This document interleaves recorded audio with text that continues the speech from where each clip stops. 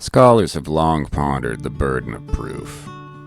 From cave paintings of times forgotten, to the world's first scientist doubting Thomas, to modern-day CCTV footage, humanity on a base level seems to have an obsession with secondhand proof and how we frame our experiences, to the point where recently a whole bunch of people lost their lives while driven by an insatiable desire to frame and document what is happening to them directly.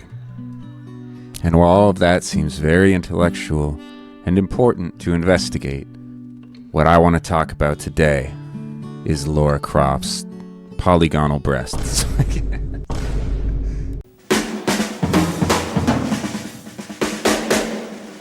Alright, hello everyone. So today we're talking about myth, rumor, the lack of rumor, and the burden of proof. Clips. Picture it didn't happen, as they say. Let's throw to some David Lynch, Lost Highway. Get this party started. Do you want a video camera? No. Fred hates them. I like to remember things my own way. What do you mean by that? How I remembered them. Not necessarily the way they happened. So there was a time, before the apps, before the sites even, and the most you could really know about something was what someone told you about that. And a good example around the schoolyard was this Pokemon, Red and Blue, okay? We were playing Pokemon Red and Blue. We hear about this this cheat, this code, this glitch to get this strange Pokemon missing now. Now you go up and down on this Cinnabar Island here, swimming, and for whatever reason this triggers some type of glitch in the game memory, and you can find this unknowable Pokemon, missing number. And now we all heard about this around the schoolyard. And what was cool is you would hear about it, and eventually someone who really knew how it worked, or maybe you would get on the dial-up modem, go to the game facts, and you'd finally get to try it for your own on your Game Boy. And you would find out in that moment, almost like a scientist, a field explorer, that it was real.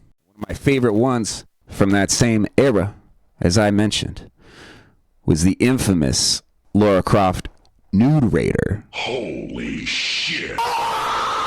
No one really knows where this came from. I have to assume it was just in the titillating imagination of young boys with their PlayStation 1s.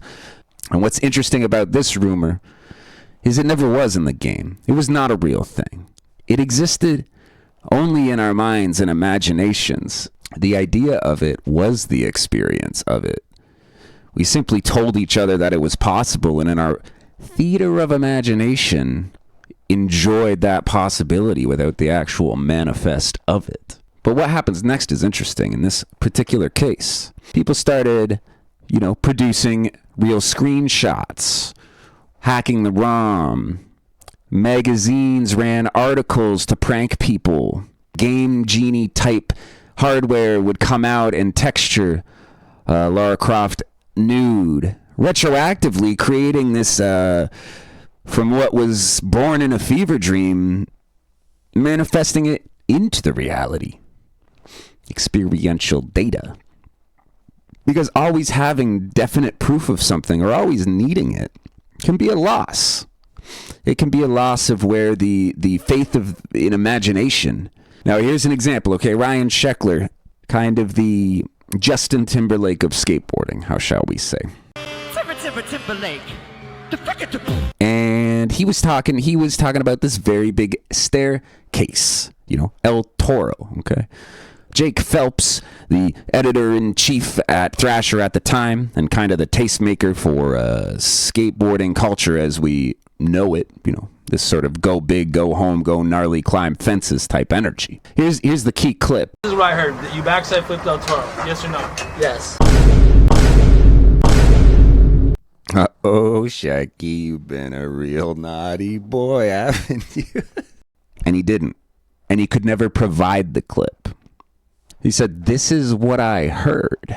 Right, we're much more in the flow of gossip and innuendo here. This game of telephone, I heard this. I wanna talk to you. I mean, hey, so back to El Toro, this massive stair set. We're going to the burden of proof here.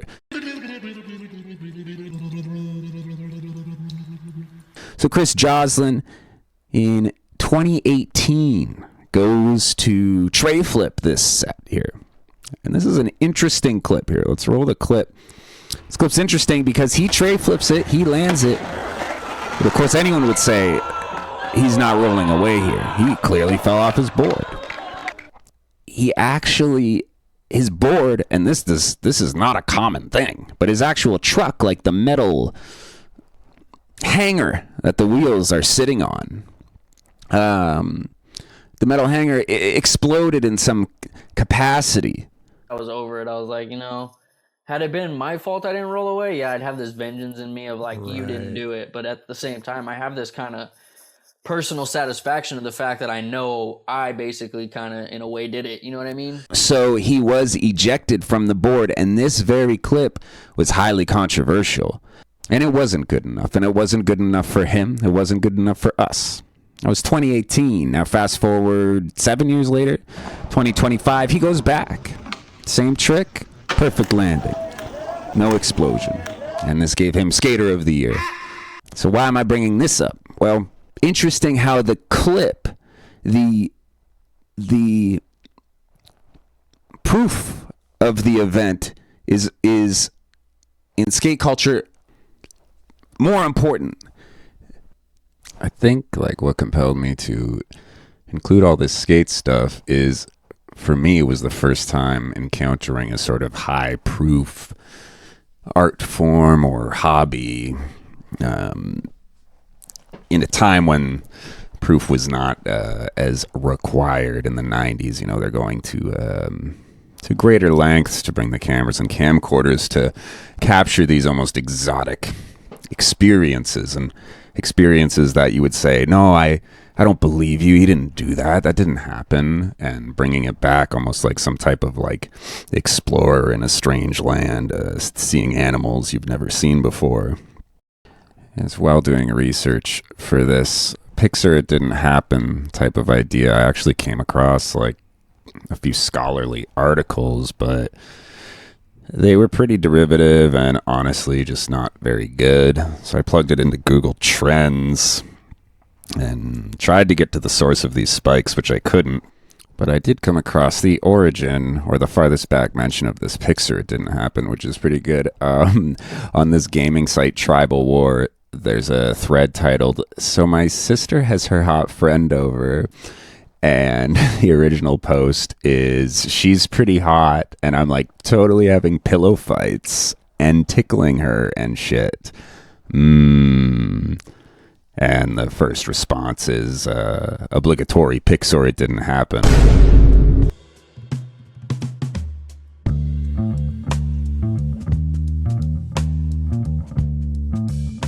So this is where it gets pretty interesting. We live in such a high-proof society now that it's like the document or the recording of the experience almost seems to be more important than the experience. People recording fireworks or concerts that they're at. I mean, no one's going back to watch these clips. It's almost a way for people to signal that they're living a life of meaning or significance or something like this. I mean, one of the most egregious ones, I think, is this whole Spotify Wrapped thing, where it's like people are even ashamed sometimes if they have a top 5 that they don't think paints them in the appropriate light, or they're proud to show that their top 5 is the most hardcore polka metal that anyone's ever seen. They're in the top 1% listenership, and all the other apps have started to follow this sort of pattern as well. But a less evil version of this false documentation, and a favorite of mine, 1938, we have this H.G. Wells' War of the Worlds novel about a Martian takeover. Now, Orson Welles, no relation, staged a radio play of the events of that book as if it were real. And this is a time, it's 1938, and this is a time when this type of trolling on this level was never before seen. So people took to the streets, people panicked, people called police officers, people called police stations and emergency services trying to get to the bottom of this. I mean, I think that's awesome. And it's too bad, we have sort of lost some of the magic of that. It's a lot harder to, do that at scale these days, because overall people are just tuned into their own little micro cultures, and they'll Google something quickly and find out if it's really happening or not. So rumor as the medium. This is the phrase that rattled around in my head. I learned it from a sort of lesser known performance artist, Chris Burden. And I just love that phrase a lot, rumor as the medium. It just got me thinking how much of art how much of art takes place in your mind. And how, like the Lara Croft nude raider glitch cheats, it didn't really matter that it wasn't a real thing. It was just enough that it gave us something to grip on and imagine. So let's take a look at Chris Burden here. His first really crazy piece was called Shoot. In Shoot, he stood about 20 feet away from his friend who shot him with a rifle. And it went completely through his arm, and they went to the hospital. Now, some people were in attendance. There is a video clip, which you can find. It's just the idea, even just seeing that photo enough alone, like, inspires these crazy thoughts. Like, what do you mean a guy got shot? And it's like, well, I saw a photo, I saw a video, and you're going to be thinking like, wait, what, this is unbelievable. It conjures these strange feelings in your head and heart, without even having to be present or even seeing it, which is why I'm just showing the photo here. You can find the video if you like. It's out there on your Daily Motions or what have you. Now, one of my favorite things Chris did in the realm of sort of mythical type creation, he would rent out cheap advertising space, cheap commercial space on the airwaves, $700 or whatever, and just come up with commercials of his own. So let's take a look at one of them. This is Through the Night Softly. Take a look at this.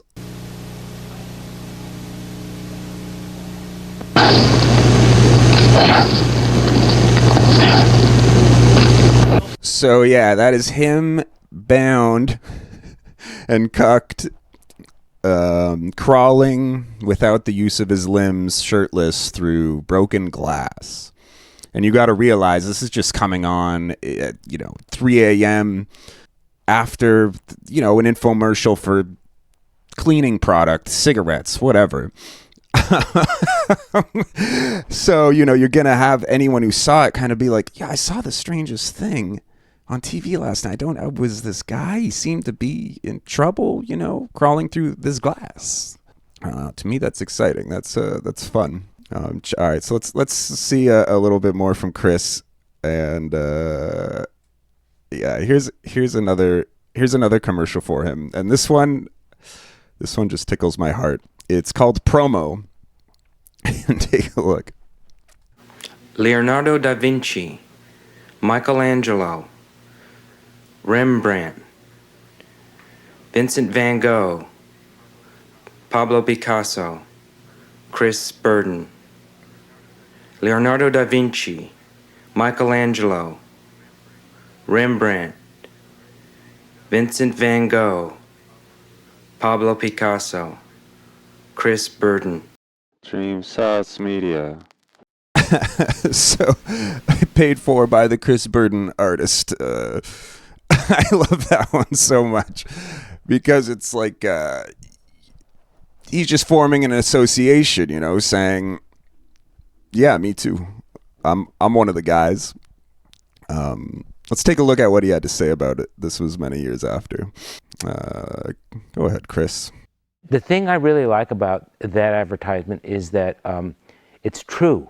If I had the $10 million or the $100 million, if I play that ad over and over and over, I would become one of those 5 names. If you give them a list of 100 names of artists, I would be one of the chosen 5 or 6 because the TV was so powerful that it would have made that happen.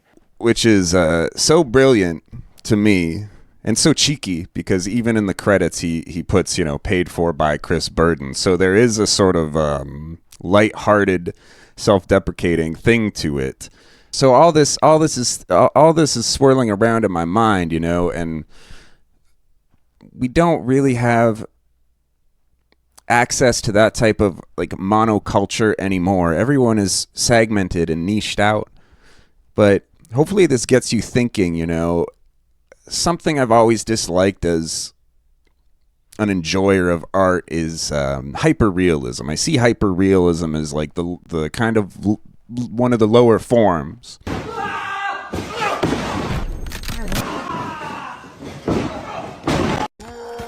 Because it's reducing art to effort alone. And I don't think high value art is necessarily about high intensity effort. I think that's like a weird commodification, a weird capitalistic commodification. It's important for us artists to have fun with the theater of imagination of the people who may or may not consume, you know. Leave a little breadcrumbs, leave some mystery. This would be my suggestion to you. Don't be afraid to inspire questions instead of answers, you know. Not everything has to be understood by everyone. So I hope you enjoyed the vid. I've been having a ton of fun making these. Really, it's all about just sharing all this crazy stuff I've collected through my life with you guys. So hopefully you can integrate it into your own practice and level up and just get weirder, just get freakier, just make it insane. Make people wonder if you're okay. That's my advice to you. What are you videotaping? What's up, Mark? Think you'll actually find a memorable moment? Let's party. Shit. Mark, let's get crazy.